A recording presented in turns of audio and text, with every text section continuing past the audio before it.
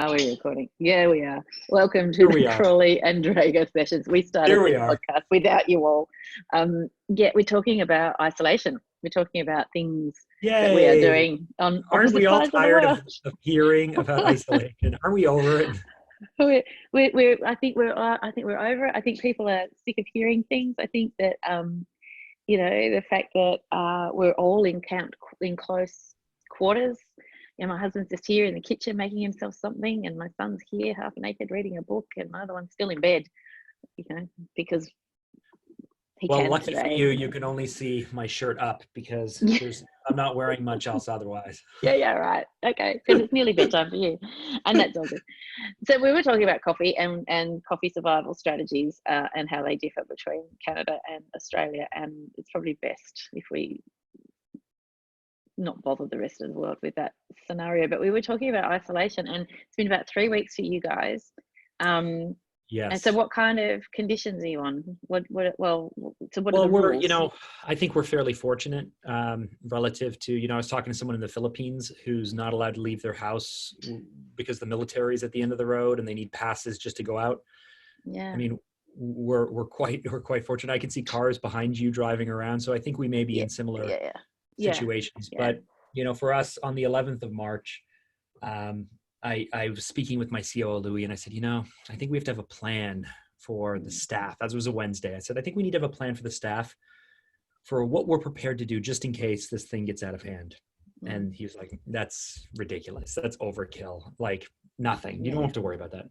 Then the next day I went downtown to a meeting, and it was like midday, and between like the morning of being a total normal morning and a midday meeting downtown in the afternoon, everything got shut down. March 12th, Thursday, March 12th.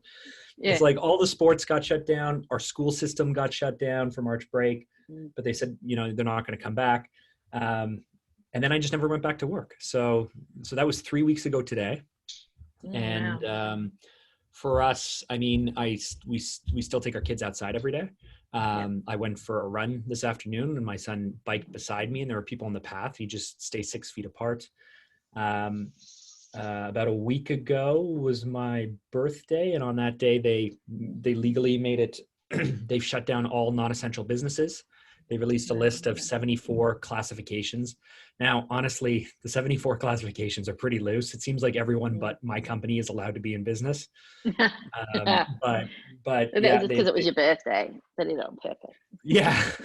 I didn't want you to get too excited. They've been so broad, like bicycle repair shops are considered an essential business right now. Like everyone is pretty much an essential business, but there are, everybody's working from home or not working. In the matter of 2 days, we had 1 million people. We only have 37 million people in our country. I think it's probably similar size to Australia, perhaps, but we're not quite that big, but yeah. Geographically, we're similar size, but not as many people. Yeah. 1 million people went on unemployment insurance in 5 days. So we've been pretty fortunate. The government has really, really stepped up with very broad, very sweeping, massive support bills. They've canceled all of the regular application processes and just allowed everyone to go on, 75% of your salary is now covered rather than 40 or this or that. And other than, staying home and spending time with my family and focusing on work and going to the shops every, once a week, we don't do much else. And I think this is the thing, we're all sort of figuring out what this looks like. I think we're still figuring it out. I mean, our scenario was similar to yours. I had some of my inner circle coaching clients here for a weekend working retreat, staying in apartments in my building here, and they all arrived on a Friday. It was all very touch and go in the week leading up. Like, were we going to be told this was a dumb thing to do? Were people going to decide it wasn't the right thing for them personally to do? They all individually decided they still wanted to come. They still wanted to have that focused weekend of working together. So they arrived. We had a very relaxed Friday night. We had a semi-relaxed Saturday night where we actually went out to my local French restaurant for dinner. And all the tables were like, miles. Usually that place is packed. and there were like one table in this corner and one table in that corner, another table in that corner. And the restaurant was saying they wanted to move to a comfort food takeaway, because of course we're in autumn now, so the weather's cooling down. They wanted to move to a comfort food takeaway model. That was their plan going forward. On the Sunday, we had the same that you had on the 11th or the 12th. You know, everything started tumbling and restrictions were being thrown into the air and flights were being up in the air. And so basically on the Sunday afternoon, the whole of the crew with me was on the phone or on the internet trying to change their flights to get home earlier, because there was worry that they wouldn't get home. So my home state of Tasmania shut their borders very early on. It's an island. They now have such tight restrictions that even if you're a local returning home, so if you're a Tasmanian returning home, you have to go into a government facility for 2 weeks for quarantine. So they're really clamped on that. Some of the states around Australia now that don't have hard borders, you know, they've got just roads, are closing their borders and putting bollards and gates and things, that not gates, but, you know, barriers in the way. So that particular weekend, are your states as such that they have? I know they have jurisdictional borders, but they have state they're not, borders. but they're not borders like you're not allowed to cross. It's against the rules, right? They're not. Well, no, but they're not normally under the current situation. So Western Australia is a very large area of land and has a very large Indigenous population, and so they've actually, within Western Australia, they've not only closed off their state borders, they've also closed off regions within Western Australia, and you can't travel through from one region to the other without paperwork, because they're working really hard. A lot of the states working really, really hard now to protect Indigenous communities. So, you know, it's different state by state. In Victoria here, we're now on, you know, making it very clear there's only 4 reasons why you should leave your house: exercise, essential shopping, medical care, and to go to work.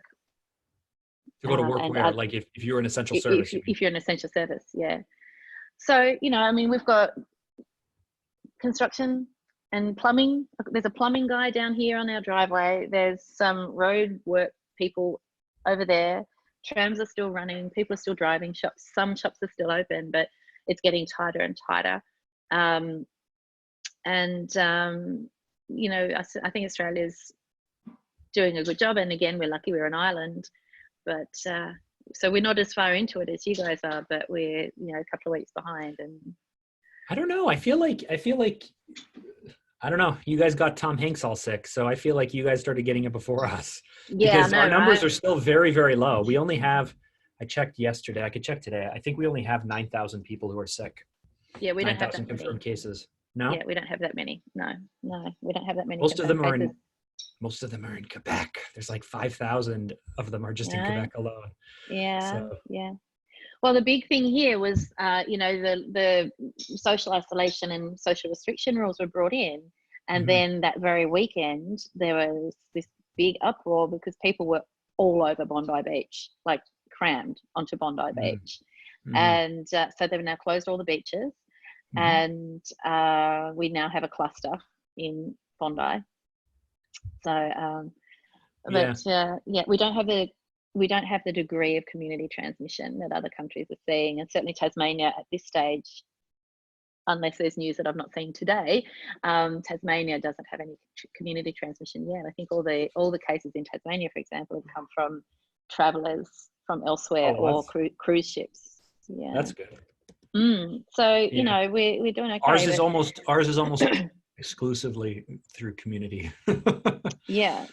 And I think that's the big fear. So our Prime Minister said yesterday that we need to be prepared for this to be 6 months, because we've not hit that community. We don't know yet where community transmission might go.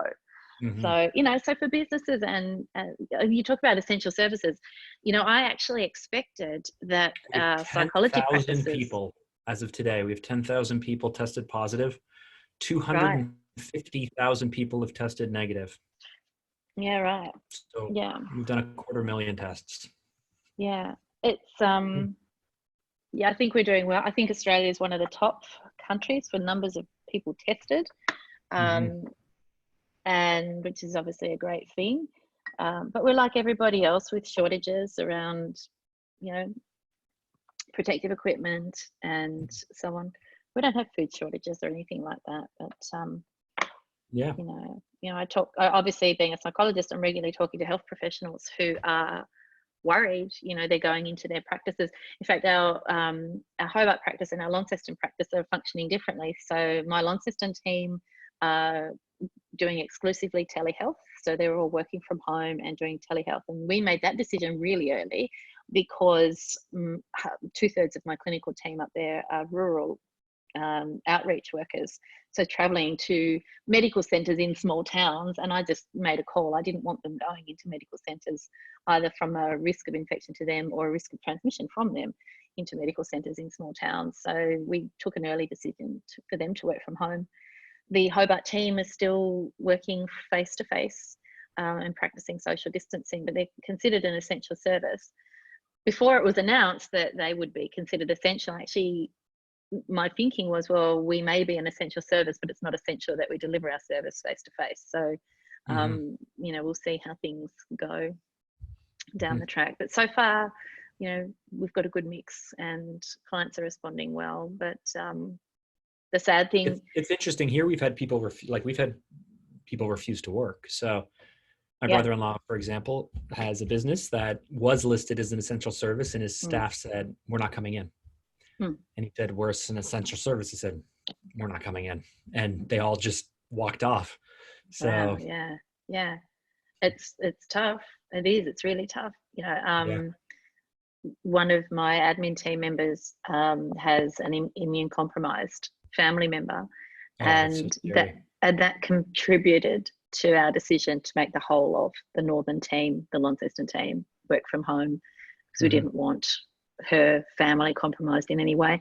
But I think what I'm seeing on the positive side, and I don't know about you, but what I'm seeing on the positive side, which I keep talking about publicly because I'm so, I guess, proud of business owners who are doing amazing things right now, is innovation. And this is the stuff that the opportunities that excite me about the situation we're in right now, the opportunities for us to connect. I'm having more conversations with people now because nobody can make a time to, or we can't make time to have coffee, but we can make time to catch up on a Zoom. I'm having, Friday night drink sessions with my team because we're all at home anyway. We might as well, catch up and have a glass of wine together via Zoom. But businesses who are doing really clever things like, communicating really, really well with their community about what they're doing and how they're handling. So I keep talking about this little bookshop near us that has just been so good with their communication. So we knew all the way along, how they were truncating their opening hours and how they were then moving towards a free delivery service for local community members, and how they then moved to closing the doors but having a skeleton crew on site behind closed doors to handle all the online inquiries and the home delivery stuff. And so I know with 100% certainty that I can still support my local small business bookshop and get books for the kids. To me, that's really important. I'd rather do that than order something from Amazon. No disrespect to Amazon. We take so much comfort in knowing that Amazon is still delivering for us. Absolutely. And we don't have any local bookshops, so we don't have to worry about that. Seriously. I mean, I think the closest bookshop is 45-minute drive away. Okay. So you live in the forest. No, I don't. We live in a suburban city. We have 180,000 people here, so it's not a huge town. Right. But I mean, when I say the local bookshop's 45 minutes away, I'm actually we'd have to drive to a town of 7,000 people, because it's like, we have bookshops here. They're just all chains. Oh, right. Yeah. To find a little. So if I drove to a really small town, I would have that nice little independent bookshop. Nice little one. Yeah. I don't know what it is. I don't know if it's the history of, the relationship with Britain going back, but in Australia, I think we do the feeling of a village quite well. So even in Melbourne, I mean, one of the biggest cities in Australia, and within each little pocket, little suburb, there's a little village within each each pocket. And so, you know, I've got a little village here where I get my cafes and my fresh fruit from, and then Albert Park I travel down to, and I get, and there's delis there as well, and bookshops and all the things that I need. And Toronto's like that because it's a collection of hamlets, cities, you know, like even when I was growing up, I grew up in Willowdale, and it's like, well, where is Willowdale? Well, it's like Willowdale's in North York, and North York is a region within Toronto, and Toronto's a region within the city of Toronto. Like, but I just knew that we grew up in this little place called Willowdale or Hillcroft or wherever you are. But look, I absolutely applaud. I applaud that we've got, I think that you're having the balance between the big conglomerates that can get us anything from anywhere. Like, I actually need to buy new headphones for my laptop. All my Bluetooth ones for some reason won't talk to my MacBook. So I need to get that is operator error at that point. Oh, absolutely. I'm sure it is. But do you think buying new ones will help you? No, buying ones with a cord will help me. So buying some plug-in ones. Yeah. And so I know that I can jump online. I can go to the Apple store. I could go to Officeworks. I could go to Amazon. I know exactly that I could go to those big things to get that bit of tech that I need. But I also have gotten to know my little local community well enough to know, and this is what I mean about the importance of communication with the small businesses, that I know which ones are doing good things. There are probably more that are doing great things, but I don't know about it because they haven't communicated it so well. There's a butcher nearby, like a gourmet butcher or organic butcher. They're doing a little drive-through service where you ring them up and order what it is you want. And then you drive and you park in their back car park and you ring them again and tell them that you're there, and they bring your meat out to you and off you go. And again, on Facebook, they're present every day. Yeah. My sisters, they awesome. Order all their stuff from a farm. Nice. So eggs, meat, all of that stuff, you ring them up on your way home from work or from wherever you're at. And you literally push the button to open your trunk. They drop it in your trunk. So that way they don't touch you or anything. Nice. Off you go. Nice. I love it. I love this. I love that. What I'm loving that I'm seeing a lot of is that, you know, some of these businesses are choosing how they're communicating with their communities in a way that suits them. So we've got, you know, the butcher is all over Facebook. And so they're beautiful photographs. They might be on Instagram too. I haven't actually checked, but they're beautiful photographs of the meat. And, you know, saw a beautiful photo yesterday of a side of lamb being hung. And, you know, and they were talking about, you know, it's nearly the weekend, time to start thinking about a lamb roast for Sunday dinner and and here's how you can use our drive-through service. You know, they're just really smart, and they're maintaining their visual presence. The bookshop is all over email.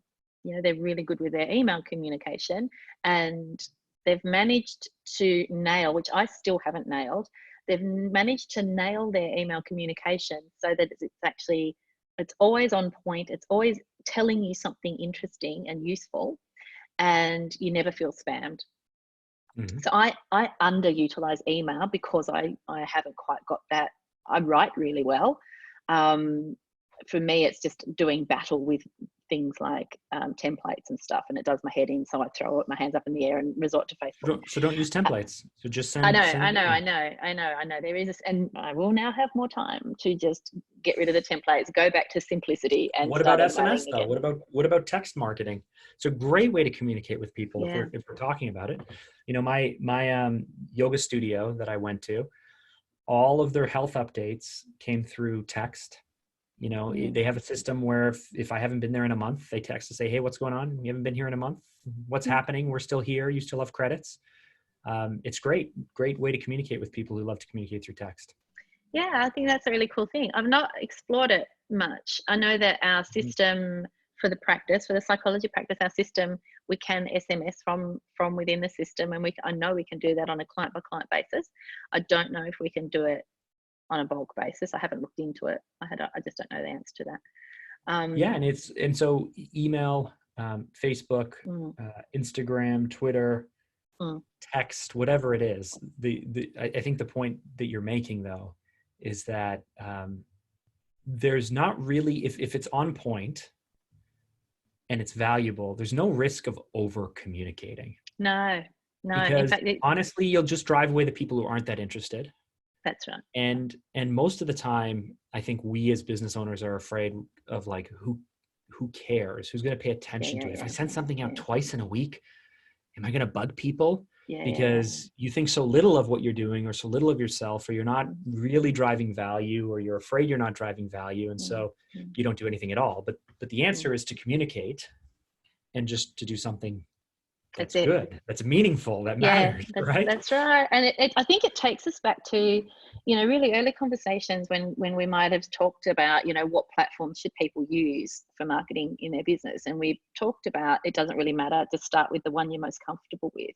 And I think now more than ever, we really need, small business in particular, really needs to be working hard on maintaining their visual presence, whether that's, and by visual presence, I mean staying front of mind for people, letting people know that you're still existing, even if you've got your doors shut at the moment, perhaps especially if you've got your doors shut at the moment.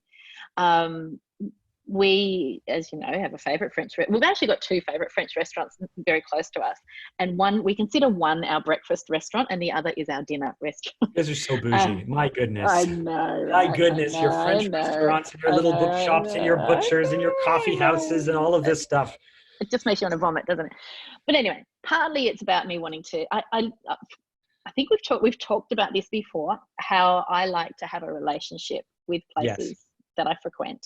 And so I like talked about this many times before. We've talked about this many times before. And so this is why I have my favorite little favorites. Anyway, so our favorite dinner French restaurant, the one that had the plan to go to takeaway.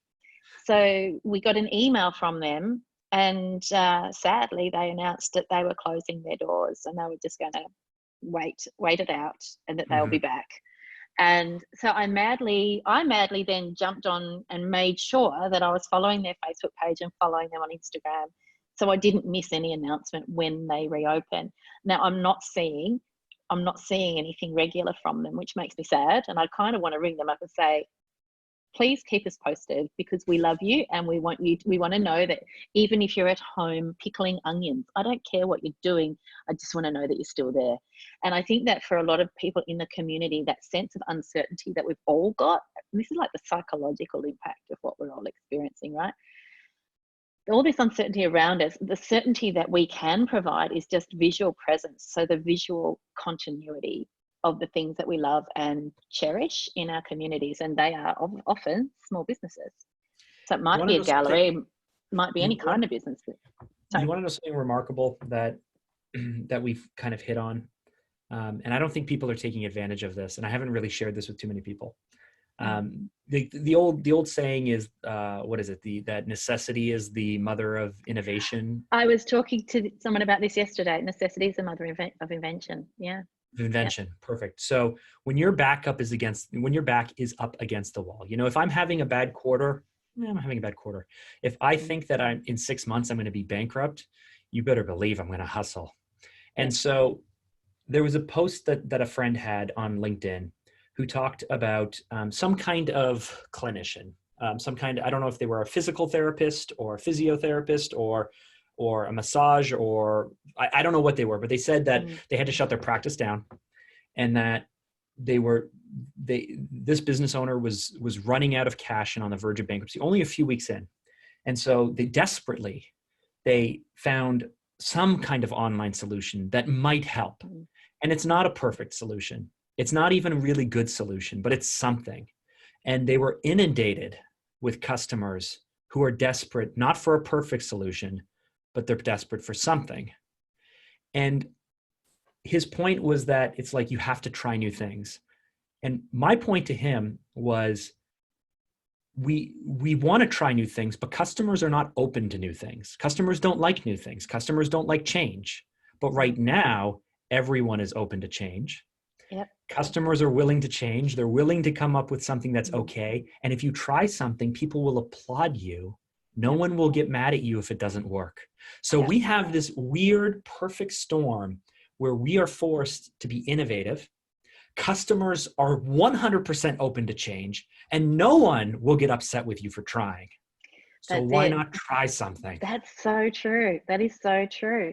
A friend of mine in Sydney posted something on Facebook recently, a photograph of her daughter doing her ballet lesson via Zoom. Mhm. Now, if you'd said even a month ago, you could run, or 2 months ago, you can run a ballet class with everyone in front of a computer, people would have laughed at you. The acting school that my oldest son used to go to in Hobart, they've taken all their acting classes online. I'm in Mhm. communication now with a drumming teacher for Henry, because he wants to do some drumming lessons, and we're talking about starting with it being online classes. Mhm. It's open slather, as long as you've got the courage. I've been talking a bit about the example recently of a plumber that I heard of who's doing plumbing services via Zoom. You can show him what's going on with your blocked pipe or your blocked toilet, And and he'll he walk can you through it. guide, and he will walk you through what to do to fix Well, it. listen, if aircraft controllers can help you land a plane in the movies just by Yes, talking in you the through it, movies. surely then Mr. Frank the plumber man can walk you through unplunging your toilet. Exactly right. And this is the thing, you're absolutely spot on. If you start to just take some of the blinkers off, so using the mental health profession as an example, right? I've been having conversation after conversation lately with clinicians about, hang on a minute, stop assuming that every session has to be 50 minutes. Like, that's our standard 50-minute session, 10 minutes for writing notes, bang, your next client turns up. Yes. What if, because this is all different, so what if you were focused on your client's needs right now instead of what you were doing before this all blew up, right? Mhm. Your client might be, who knows, they might have been struggling with infertility, or they might have been struggling with a chronic pain disorder, or they might have been struggling with anxiety, or whatever it might be. And you were in the middle of a dedicated treatment program with them. Everything has changed. Your client might not actually still want to focus on that stuff. They might want to focus on the anxiety they're feeling around what's going on around them right now. They might not need a dedicated or have the ability to sit confidentially and talk to you for 50 minutes from home with all their kids and their husband and all the rest of it. Yeah. They might appreciate a 15-minute phone call. Yeah. Or a text And conversation. So they could do it everyone says to quietly and not me, have to say everything out loud. and everyone says, oh, but our Medicare system, Medicare won't allow you to have a 15-minute telephone conversation. You don't have to include Medicare. You can bill privately for that. You negotiate with your client. And this is the thing, if you're innovating and you're meeting your client or your customer, whoever, whatever your word is for the people who pay you to do things, if you're meeting them where they're at and providing them with a service that is of excellent value while everyone's in lockdown, and you're able to give them what they need from afar, everybody wins. Everybody wins. And so where I get excited, I mentioned before, the excitement about innovation, I'm super excited to see when this all settles down what our new normal is, I think businesses do people will things be so differently. hungry and so desperate to return back to some semblance that they will become sentimental and do everything possible to erase this from their memories. Even the innovation that might come from it, they'll say, no, I hope not. We want to go back to the way things were before. I hope not. I hope we don't lose all of it. I hope the things that I hope is that I hope that everybody really embraces the fact that we've managed to more or less erase geographical boundaries, because everybody's able to connect with anybody online. Well, here's the thing. I said this to my team a week ago. So now I'm an introvert. Yeah. And so week 1, I was struggling with uncertainty and kind of fear. Week 2, I got into a really good groove last week. And all I saw around me were things that I was like, this is amazing, right? Like, people are being so graceful and forgiving to everyone. I'm not getting pounded and inundated with emails and demands and calls. The team is working really hard and we're all working together. Every morning, my kids come down and one by one say good morning to me. And they sit over here and they color and stuff while I'm doing my meetings and calls. And even my youngest joined me on I didn't realize, but I was standing like this and her head popped into a conference call with a client. And I didn't even think that she was standing here. I was just like tapping her head, not paying attention. And then I realized, I was like, oh, okay. So she joined me for the call for the entire half an hour conference call. And so all I saw were things that I really liked. And I felt kind of guilty because I'm an introvert. And as an introvert, it's just like, this is heaven. Not having to talk to people. Oh, amazing. I love it. Amazing. I love it. I love it. I love it. Yeah, I think you, Evan, and I have some similarities in that we are all quite actually introverted. We come to life in front of a camera. We come to life in front of an audience. We're all creative entrepreneurs, and yet our safe space is our own home with not too many people intruding on that space. I'm a bit like you. There's all the memes going around, introverts be like, I've been training for this my whole life. Yeah. And it's great. But I guess when I think about bigger businesses and people who are used to working in bigger teams and all of that sort of stuff, yeah, sure, people are going to want to be back in the workspace.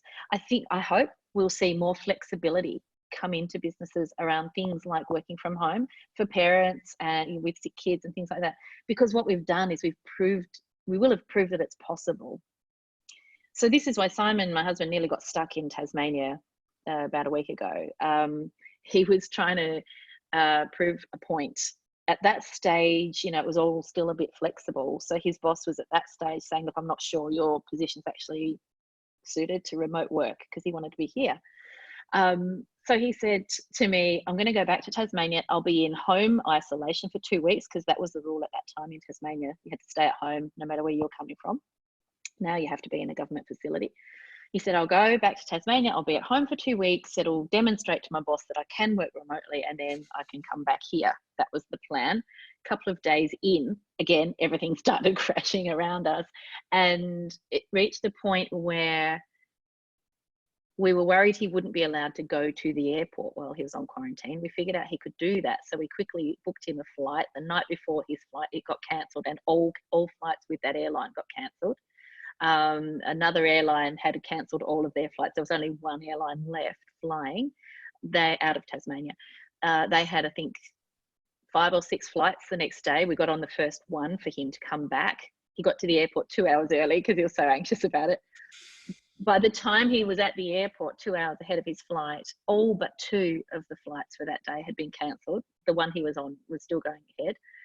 By the time he got to Melbourne that morning, they had announced there would be 1 flight leaving Tasmania for the following week. So we got him out just in time, because there was every chance that he would be stuck there for the duration. Right. And now I can't remember why I was telling you that. But I don't know. Forgotten companies being more forgiving, working from home. Thank you very much. That's exactly right. We've proved that it's possible. The irony for him, of course, many people are losing their jobs. The day after he arrived in Tasmania, to prove that point, he got advised his contract was being terminated because they didn't have enough work to support him under the current situation. But anyway, so I think I hope that big employers and smaller employers will embrace the idea, especially for parents, that and for anyone for whom it's hard to spend all their time in the office. Well, so that flexibility will be there. Yeah, I mean, here's another thing that. So I was talking with a lawyer, and he was asking about the business and about things and how things are going and all this. And he said, Mark, it's really tough. So obviously, most of the conversations I have with anyone, we're starting with, how is your family? Because you don't want to be saying, this is great, this is amazing, if someone is sick or someone's lost someone, because it's already happening. People are losing loved ones.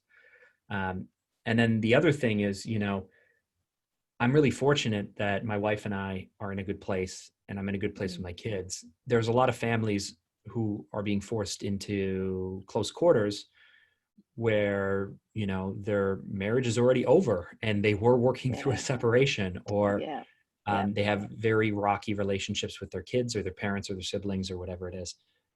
Or you have high needs kids, or any of these number of things that I don't have to deal with. So I'm quite fortunate. But where was I going with this?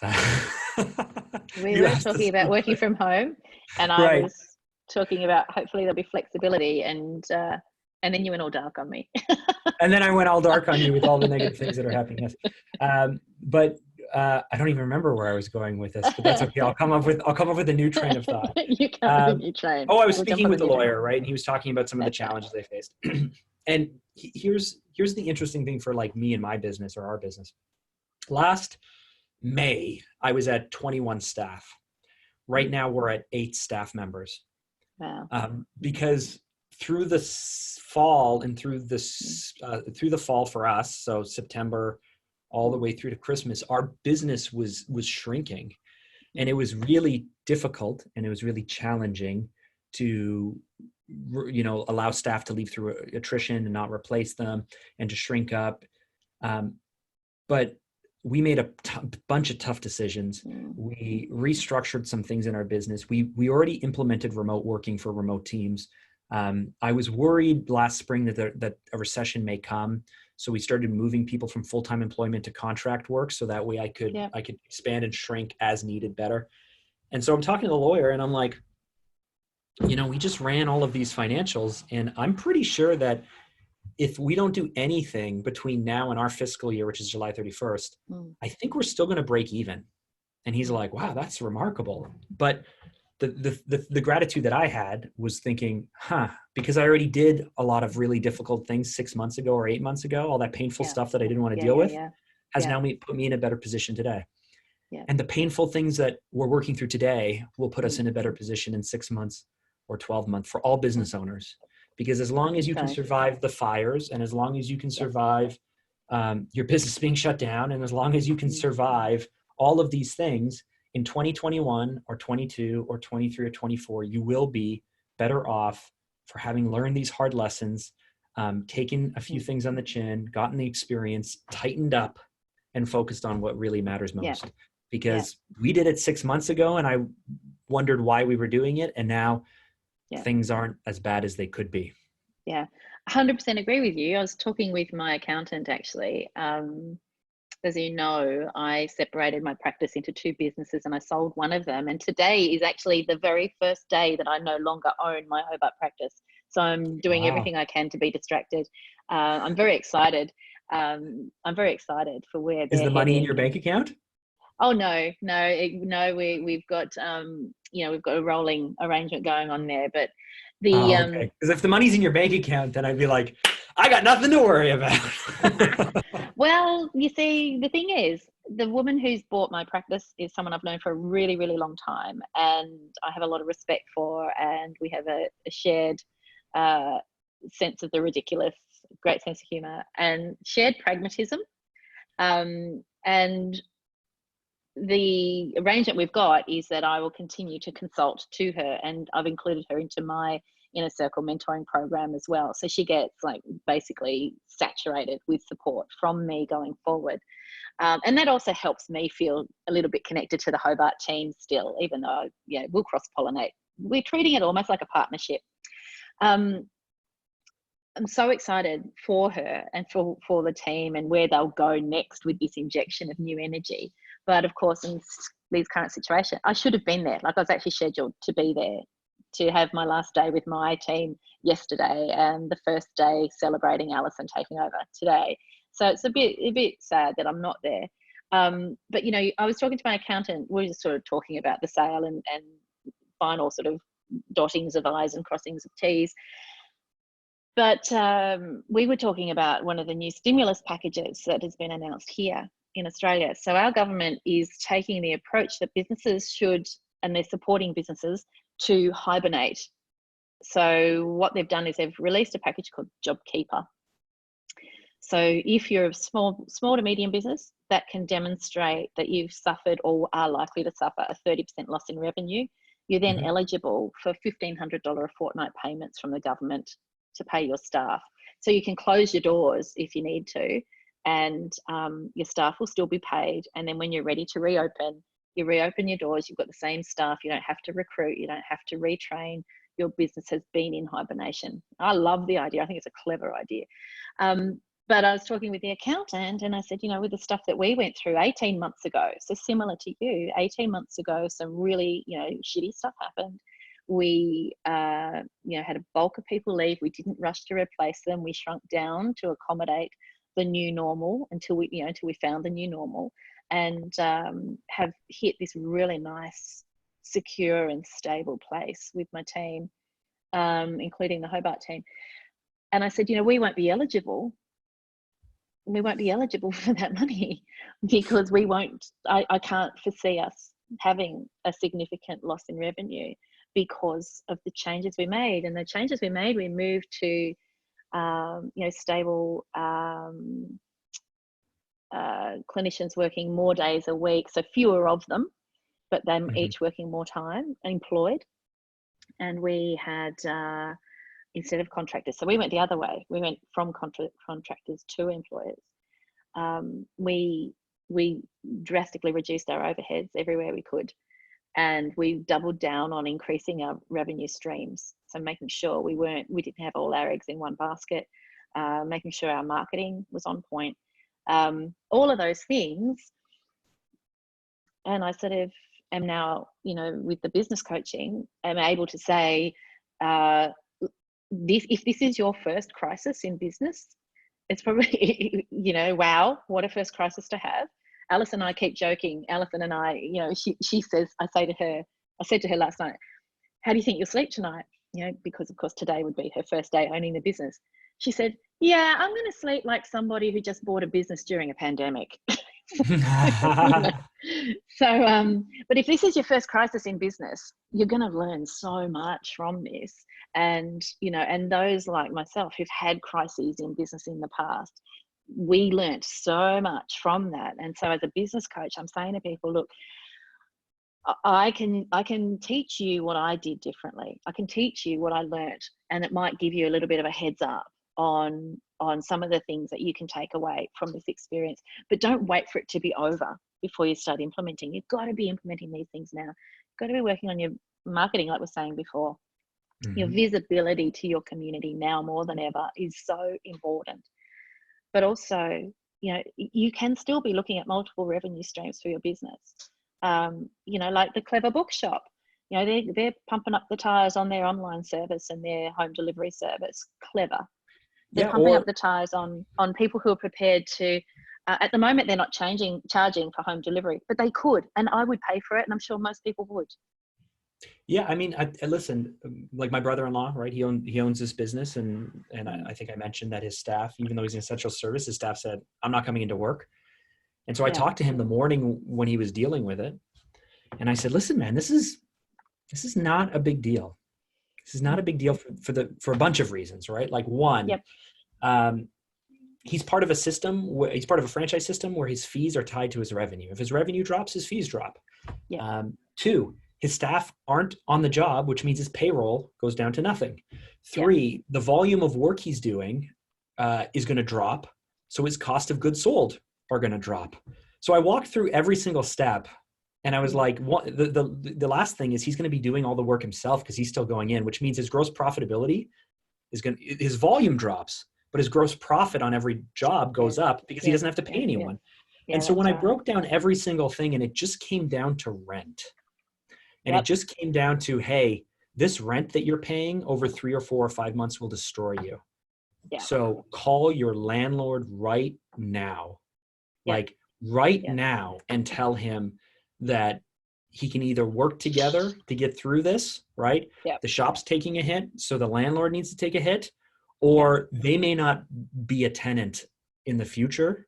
And do you really want to try and find another tenant during a recession? During this time? Yeah, exactly right. Right. I mean, I think... And when you break everything down that way, it's like, it's not that bad sometimes if you just think about, okay, what are our burn rates, and I didn't know that 10 years ago. I didn't even think of that 5 years ago, because I grew my business.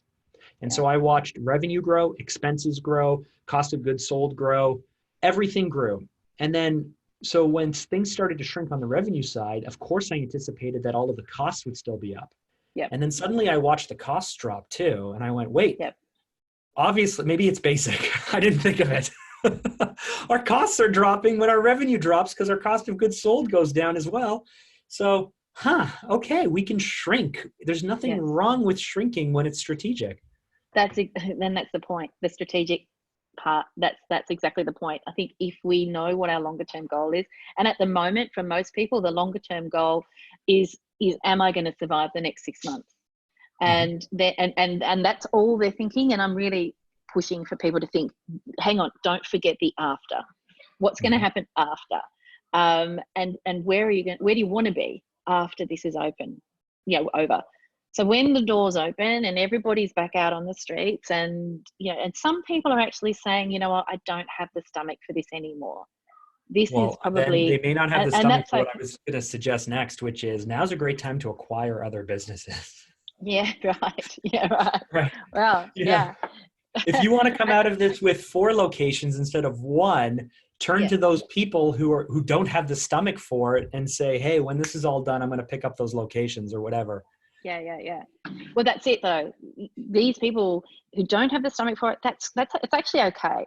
And that's if that's your strategic decision, that's where you want to be after all this is over. So for example, in the mental health professions, we've had such a shortage of clinicians. It's been so hard to recruit.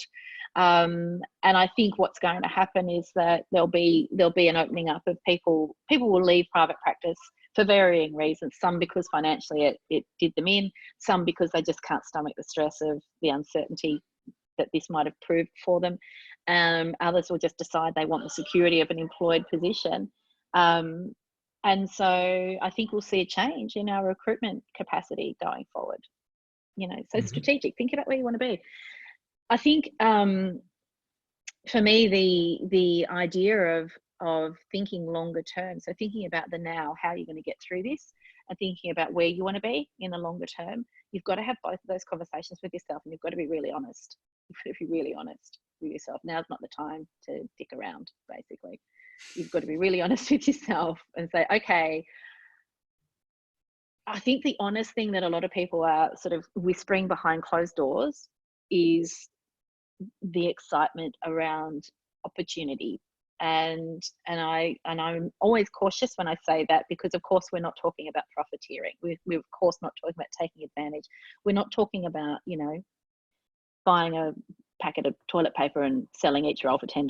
We're talking about opportunities for innovation and opportunities for recruitment and opportunities for doing things differently and perhaps more efficiently, so that your business is more stable in the longer term.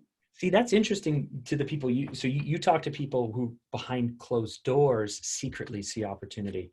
I talk to people where all I'm thinking about is opportunity, and secretly behind closed doors, I'm kind of terrified that everything might crumble and fall apart. So I spend 90% of my time going, this is amazing. Like, again, not the human side, not the health side, not the risk side, the fact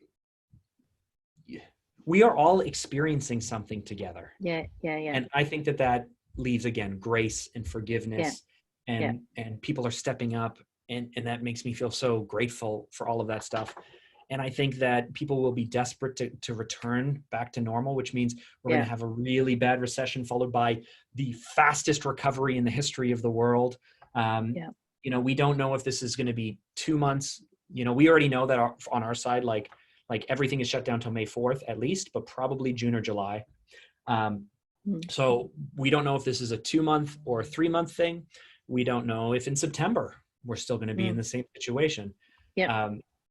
But I 10% of my time I spend petrified and worried that everything will crumble like a house of cards and we just won't come out of it. And the other 90% of my time, I'm just like, let's go. This is this is amazing. And we can do this and we can do this. And this is so great. And all of this stuff. Yeah. And I think that's the balance between the entrepreneurial spirit and then the humanity. The humanity is, I was talking with someone this morning who has some pretty significant anxiety. And I said, for me, I'm like you. During the day, I'm constantly talking with business owners and also observing what businesses are doing. And I'm so motivated and inspired because that's my passion, right? That's my passion. But then at nighttime, I'm hiding. So last night I was watching movies. I was watching funny movies, things that make me laugh, and not wanting to read the news, not wanting to watch the news, not wanting to be in there at all. During the day, I'm absorbing everything because I need to be across it all so that I can be the calm, steady person for my business clients. At nighttime, I don't want to hear any more about it. And then when I'm asleep, so just before I wake up every morning lately, I'm having a very stressed dream. Not the I've had a same few of one, them.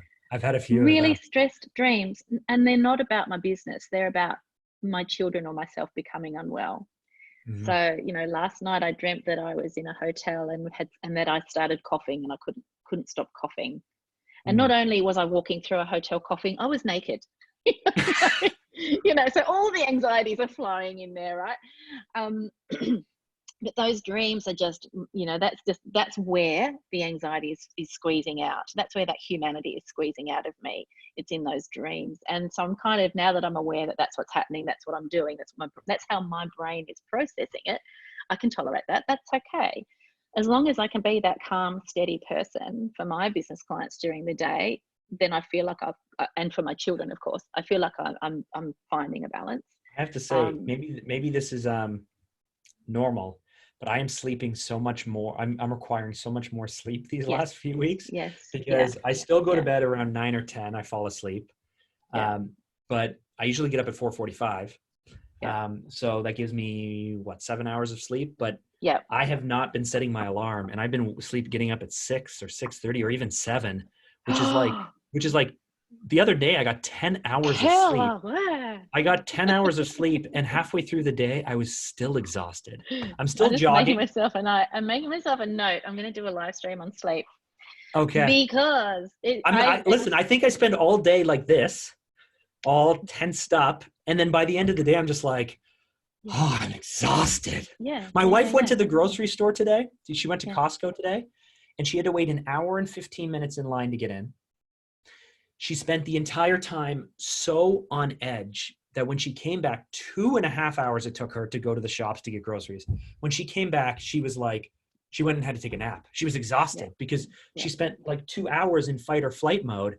And it was just like, she was wiped. Yeah, that's it. That's another reason why I'm staying with the small businesses. It's partially strategic. I don't want to go anywhere near a supermarket at the moment. But the sleep thing, I think it's something that I'm hearing a lot of people saying that they're sleeping later. I just stopped setting my alarm. I just don't set my alarm now. I get up when I get up, and I face the day whenever that is. Yeah. At the moment, I'm in the process of rejigging my diary because I don't want early meetings anymore during this period of time, because I'm noticing the same in myself, that I'm finding it very hard to wake up. And so part of it is because, we're at home and we're in the womb. But actually, I think the reality is we are in a constant state of absorbing and processing information, constant state of having to make decisions, like even the decision to just go and get some milk. It requires a strategic plan to decide whether or not to go and get milk. We're constantly, trying to work and entertain our children and keep all the balls in the air. And I think we are all perhaps missing the fact that, we are actually requiring a lot more of ourselves. Just changing your routine will require a process of transition, and change and transition requires your brain to do things differently, which means you're requiring more energy to process things. And this is why we're having dreams, and this is why we're having, difficulty waking in the morning. And I think what I'm hearing people criticizing themselves for being lazy and not getting up earlier like they used to. Instead, I think people need to practice some self-compassion and recognize this is what their brain and their body need right now. It won't be like this forever. You won't be like this forever. I was beating myself up at first, and then I went, well, clearly I need this. Like if I don't set my alarm and I get up at 5:30, 6:30, depending on the day. Yep. So it's still within a range of reasonable to me. I'm not waking up at 9:30 in the morning or 10 in the morning, but the most telling thing is, like, right now it's 9 p.m. and I can already tell, like, I'm tired. If it's not like, if I'm getting up at 7 and I'm staying up till midnight, then all I'm doing is shifting my hours. But I'm still going to bed at 9 or 10. If I need 9 or 10 hours sleep one night, then I'm just going to say, this is what I need. Yeah, that's But it. it's crazy. I Everyone's think sleeping more. everybody needs to just practice a little bit more self-compassion, and I think everybody needs to also recognize we're still in a change process. Mm. So we're in a phase of transition and change and adjustment, and adjustment is a tiring process. You know, in the mental health menu of things that you could be experiencing, you know, there is a diagnosis called adjustment disorder.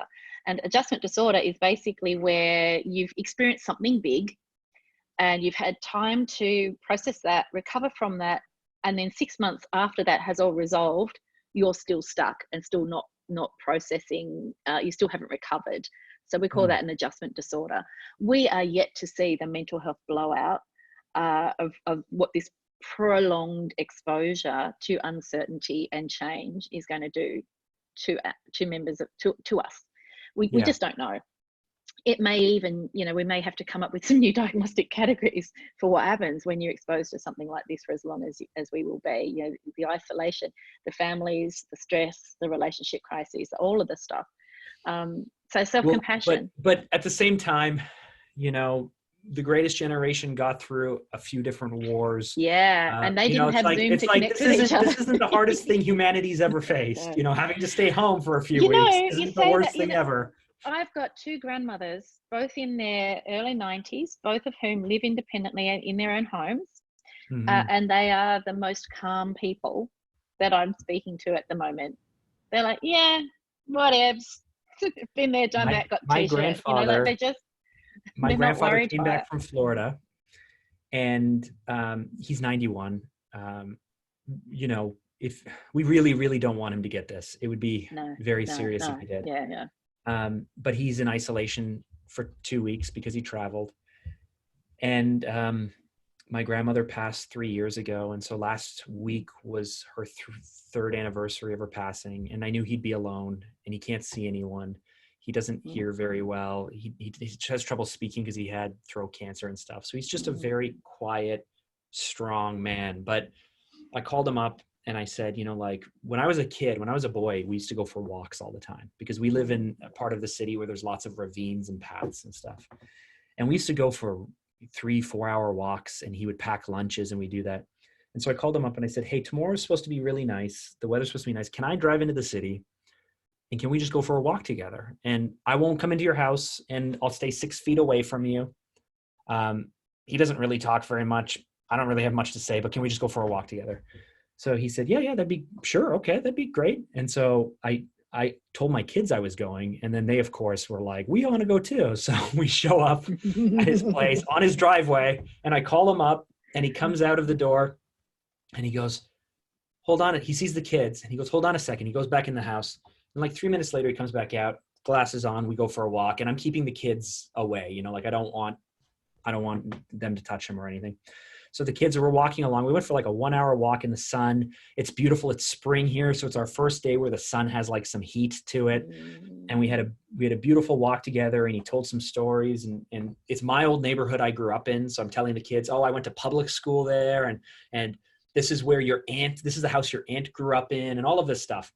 And then at the end, he goes, hold on, I have something for you. He goes in the house and he comes back out, and my grandfather's German.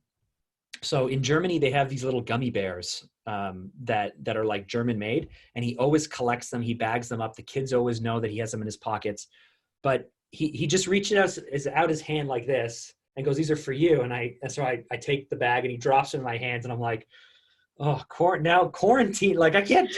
So what am I supposed to do with these gummy bears? So I said, thank you so much. Because he knows the kids love them. What he did was when he saw the kids, he went back in the house and he bagged up all these little bags.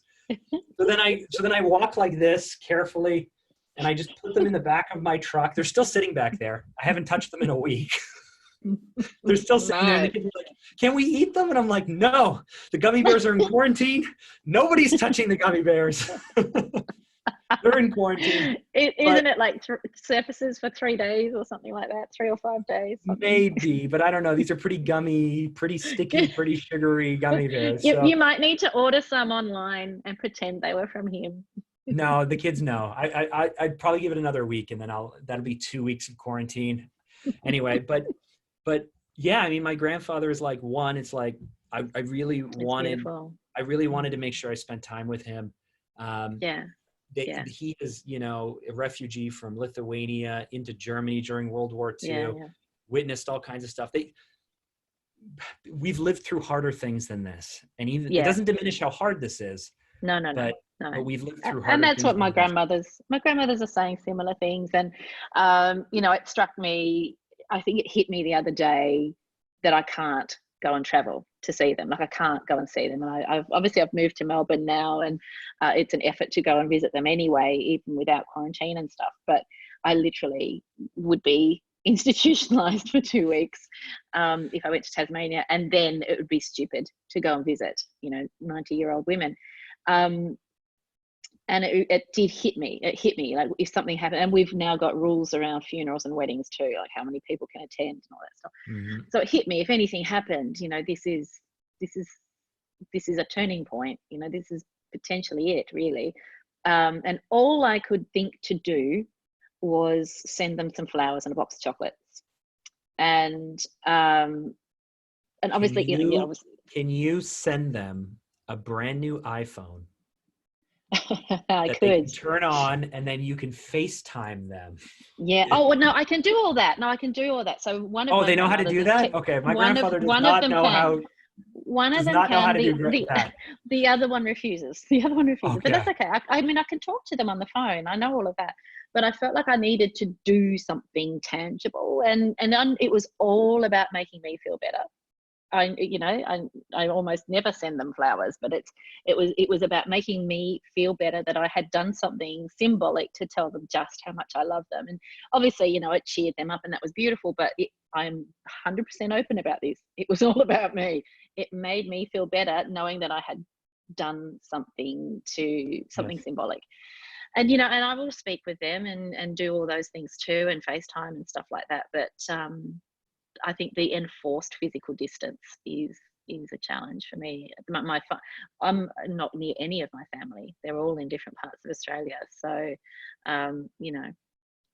it just is what it is, and I just have to hope for the best. So, well, I think we can still figure this out. Louis in my office, we decided a few months ago we were going to go out and see movies together.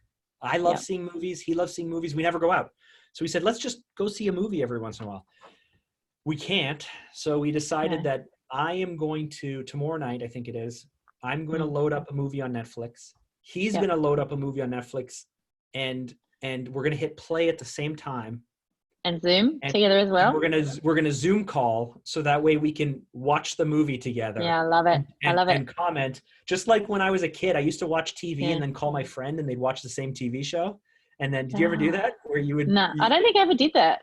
No, but I never did that. But I'd get my friends. My friends would come and stay at my house, and we would. I lived in the country. I lived in a rural area where all we could do is phone our friend, and we would sit there for 3 hours. We would watch TV and then talk. Not say anything for 30 minutes sometimes. Talk during the commercials. All those things. I love that. I love that idea. So we're gonna do that tomorrow night. We're gonna watch a movie together, a really bad one, I think. We're gonna pick a cheesy action movie. We're gonna make fun of it the entire time. Nice. And and that's just as good as going to the theater. I think that's brilliant. I'm actually having drinks tonight this afternoon at 4:00 with all of the Tasmanian staff members of my practice and now Alison's practice. Nice. So we were meant to be, obviously I was meant to be there. We were going to have a big dinner, but what we're doing instead is we're doing a Zoom call. We're all going to catch up together from all over Tasmania, because they're a bit spread out, and catch up and have a glass of wine and a chat, and just not talk about work, just celebrate each other. So again, that's some of the excitement. I think, as dark and heavy as it can get with what we're all facing, there's also those moments of levity and joy and fun and innovation that we can bring into it. And I think that we have to just embrace that. We have to do that. We have to be. Mm-hmm. Now, I was talking to my aunt the other day, and she was talking about missing her grandchildren, who she spends a lot of time with. But she lives in a coastal town in Tasmania. And I was telling her about Zoom and how she could get all of the kids at the one time onto Zoom and have this great big party with Yes. her on Zoom. So she's very excited. She's going to try that out. Yeah, we've been doing that with our family, and even Thursdays at 4:30 in the company, we have this half an hour. We just call it "Let's Hang Out, Y'all," and we're not allowed to talk about work.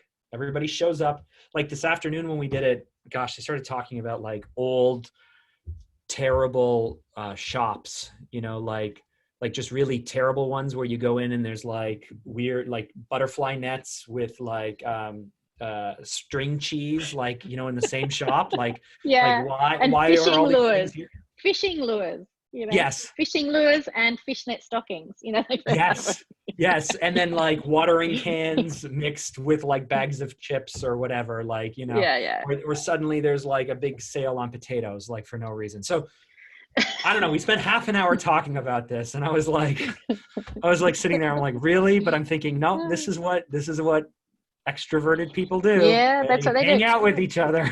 They hang and talk nonsense. Exactly right. Exactly. All right. Exactly. I think we won this one because we're kind of excited. We're kind of embracing the change, and we're cheering on businesses to innovate. We're cheering on businesses to keep visually present. Please keep visually present for your community. Yes. I want to know what you're doing. I want to know that you still exist. And I'm just one human on this planet. Lots of humans on this planet would like to know that you're still going, you're still doing I don't care that much, but it still won't offend me if you tell me anyway. And that's the thing. You care, and that's great. I don't care, but I still won't be offended if you tell me about it.